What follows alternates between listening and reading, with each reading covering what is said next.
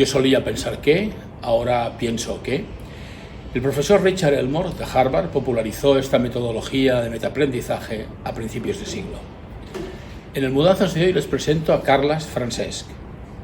Carles es arquitecto, creador de F2M Arquitectura, proyecto arquitectónico multidisciplinario e integral junto a Esther Flavià y Araceli Manzano, en el que destacan obras relacionadas con la innovación escolar. El estudio ha obtenido el premio FAT de la opinión por la Capilla San Francesc Xavier del Colegio de Caspe y la selección también del Colegio de Arquitectos de Cataluña de las mejores intervenciones en edificios por la reforma de la escuela infantil del mismo Colegio de Caspe en Barcelona. Durante los años 2013-2018 ha liderado el diseño y desarrollo arquitectónicos del proyecto Horizonte 2020 de Jesuitas Educació. También es colaborador del proceso de reformas de espacios escolares que está impulsando la Consejería de Educación del Gobierno de Cataluña. Espero que les inspire igual que a mí. Pepe, muchas gracias por haberme invitado a esta charla y encantado de comunicarme contigo, aunque sea a través de ordenador. Yo antes pensaba que proyectar transformación escolar era un trabajo muy de creación personal y siguiendo un programa. Y ahora pienso que hay que compartir con la comunidad educativa, con todos los implicados en esta transformación,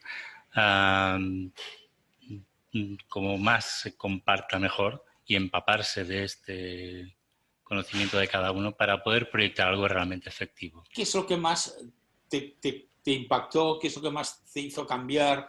¿Qué es lo que más incluso te satisfizo de toda tu colaboración en el proyecto de Horizonte 2020? Bueno, fue muy enriquecedor en todos los aspectos y sobre todo una aventura apasionante porque tampoco había grandes referencias aquí de transformación escolar a gran escala, sino intervenciones más bien puntuales. Y este un poco salto al vacío lo hizo especialmente motivador. El análisis de los edificios sobre los que había que intervenir te explicaba un poco cómo habían ido las cosas hasta ese momento, ¿no? Sobre quizá un primer proyecto que tenía una coherencia, vamos a decirlo así. Luego se han ido transformando a proyectos que responden a las necesidades del momento, pero no a visiones más globales. Para ti, ¿cuáles serían las características en las que deberíamos fijarnos, sobre todo en el momento que vamos a construir una escuela que quiere poner al alumno en el centro, una escuela que quiere facilitar espacios de encuentro, de diálogo, que quiere integrar el ámbito formal, el ámbito no formal? ¿Cuáles serían para ti esas características? Bueno, lo primero, huir un poco de los esquemas de pasillo y aula que en su momento pues hicieron furor y que llega un momento que se agotan. Estos nuevos esquemas han de cumplir otros requisitos, ahora que justamente es lo que comentabas, de poner al alumno en el centro y darle voz. La relación entre espacios, una vez entras en la escuela, pues tiene que ser suficientemente sugerente, por un lado, y eficaz en el sentido de que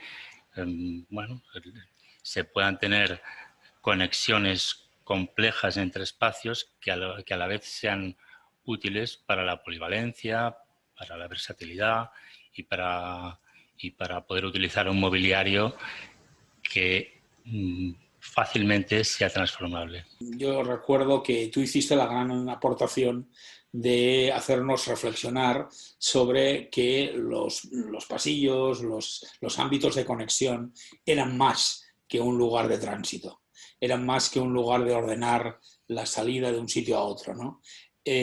¿Habías conocido algunos espacios? ¿De dónde vino esta inspiración en ese momento?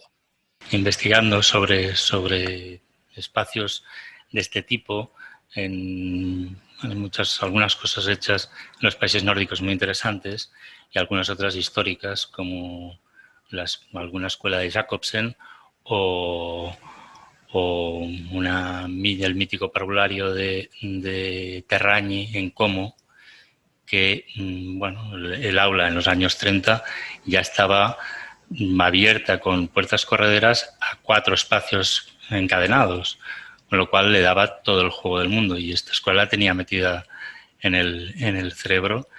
Y bueno, una cosa lleva a otra. Empezamos efectivamente por la organización del aula como célula madre del proyecto, donde uniendo 2 aulas pues teníamos grandes espacios mucho más amplios de lo habitual. Tu experiencia de relación con la administración pública en este sentido, ¿cómo la viviste?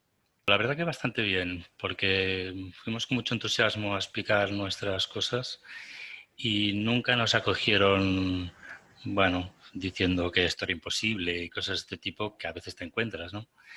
Con lo cual ayudó mucho bueno, a tener varias reuniones y a ir viendo cómo legalizar este otro tipo de espacios y llegamos a puntos buenos de encuentro que luego, bueno, han servido quizá para abrir un poco o empezar a abrir el camino a todos los proyectos de escuela pública que ahora, como bien sabes, pues también están en el mismo proceso de esto. ¿Por qué crees que ha sido tan difícil que la escuela haya roto un poco la imagen monolítica de sus muros?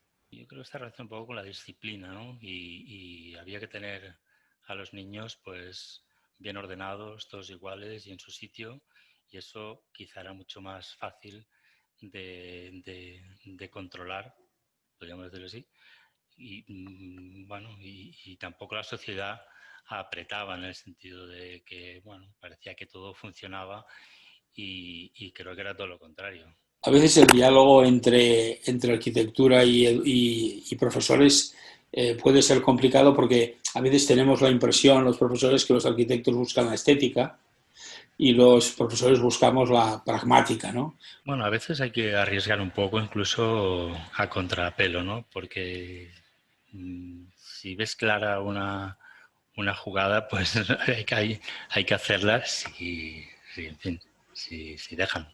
Pero la opinión de los profesores hay que matizarla o hay que entenderla para poder tú después convertir eso en algo que a lo mejor ellos no esperan, pero que es realmente lo que ellos te están pidiendo sin saberlo, porque esto es nuestro trabajo. ¿Cuáles te parecen a ti que son las claves para poder pensar en una escuela que se adapte al proyecto educativo de cambio que queremos?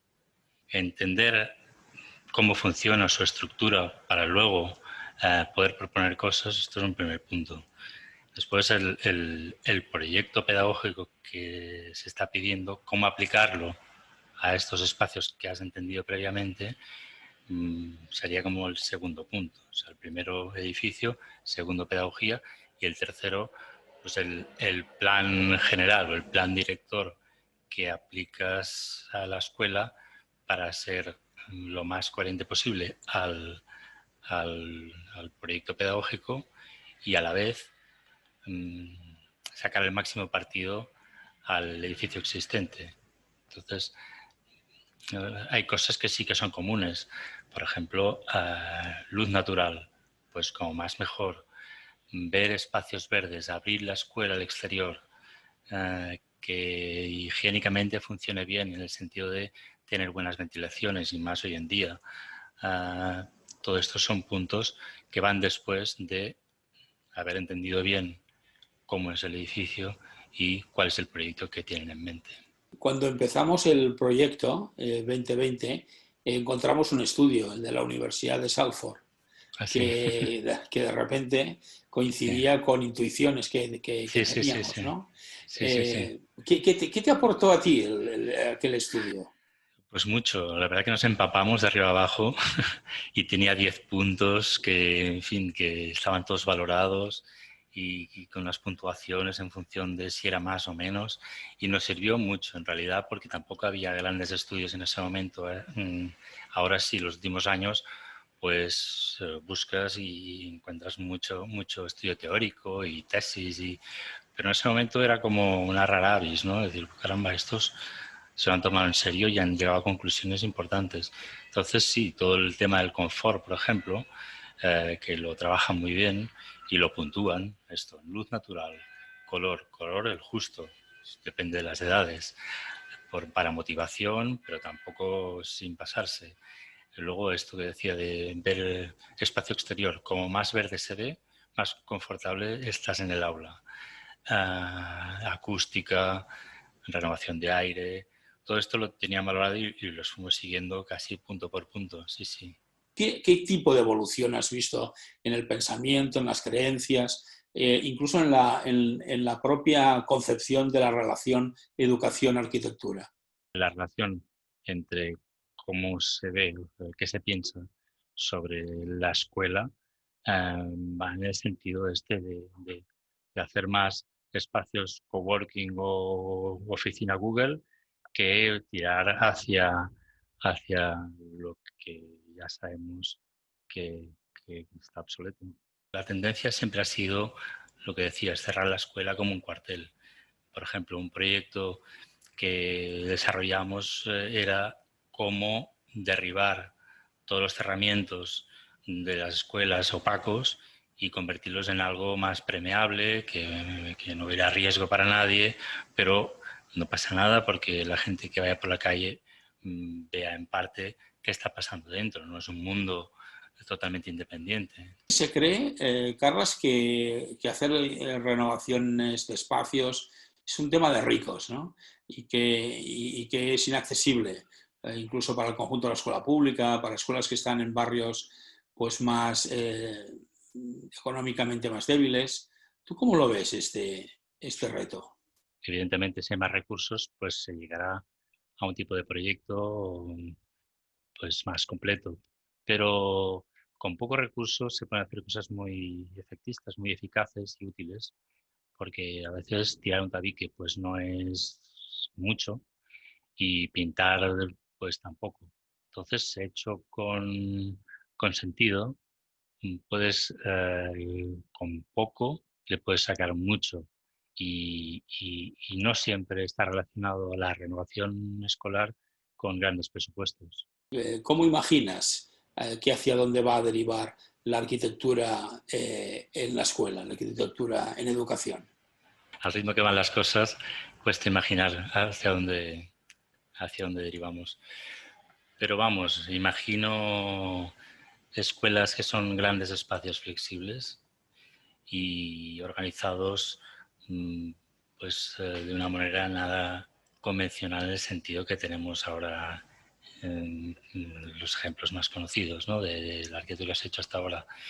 Y en ese sentido, pues me parece mucho más enriquecedor para todos, para el profesor, para el alumno, para los arquitectos, para la administración, arriesgar un poco en proyectos interesantes sobre las bases más o menos conocidas, pero sí ir investigando para poder sacar lo mejor de cada alumno de cara al futuro, porque también, como siempre se dice, ¿no? Las profesiones de aquí de 10 años, a saber cuáles son. Entonces, a ver qué formación se tiene que ir dando para poder llegar a eso. Y sí, la escuela cuesta mucho, cuesta mucho. No sé, este sentido a lo mejor todavía de disciplina y orden, pues está muy metido en el tuétano, ¿no? Pero, pero yo creo que poco a poco se va por buen camino. De todo el movimiento que ha hecho el Departamento de Enseñanza, me parece que no lo hace porque sí, sino que también la sociedad, los profesores, todo el mundo está apretando en ese sentido y eso yo creo que irá llevando a tener proyectos mucho más interesantes. Necesitamos nuevas escuelas para una nueva educación. Este era un eslogan de partida y creo que apostar fuerte en ese sentido hará que, que tengamos pues niños mucho más competentes en el futuro y los arquitectos tendríamos que tener claro que no podemos hacer proyectos convencionales, sino que hay que arriesgar un poco para dar salida a estas profesiones de futuro.